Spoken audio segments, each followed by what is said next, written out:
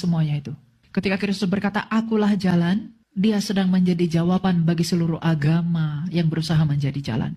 Ketika dia berkata, akulah kebenaran, dia sedang menjadi jawaban untuk dunia filsafat yang mencari kebenaran. Ketika dia berkata, akulah hidup, dua yang merindukan hidup. Jadi Kristus adalah jawaban bagi agama, bagi filsafat, dan bagi jiwa. Banyak orang yang menawarkan jalan, tapi mereka sendiri tidak tahu di mana jalan itu. Para nabi berkata, ikutlah aku, percayalah kepadaku, maka engkau akan memperoleh. Ada nabi palsu, nabi yang tidak benar. Dia berkata, aku akan memberikan engkau surga. Dia sendiri mesti didoakan.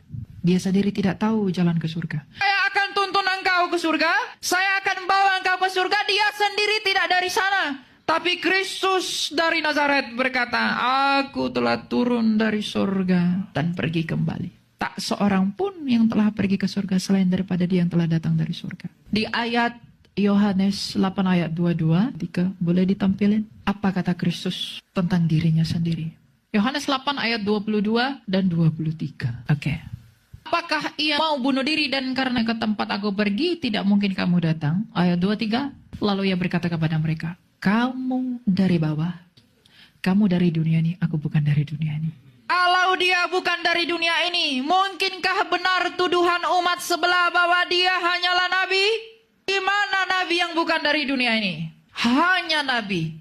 Dia bukanlah Allah. Kalau dia bukan Allah, lalu siapa yang bukan dari dunia ini kalau bukan Allah? Lalu orang-orang yang selalu menyangkal Yesus berkata dengan bangganya, Yesus bukan Tuhan.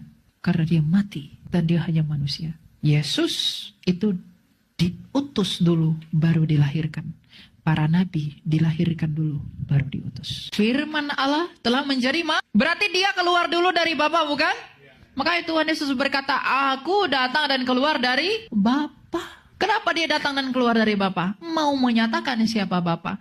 Jadi agar saya dan kamu mengenal siapa Bapa di dalam rahmatnya itu, maka kita harus percaya kepada Kristus untuk bisa mengenali Bapa. Maka kita pun gak bisa mengenal Bapa tanpa firman yang jadi manusia, yaitu Yesus. Keunikan dan betapa besarnya karya ilahi di dalam penebusan dan juga penggenapan janji kepada seluruh nenek moyang bangsa Israel yang mengambil bagian di dalam perjanjian itu adalah bukti bahwa Allah itu hidup.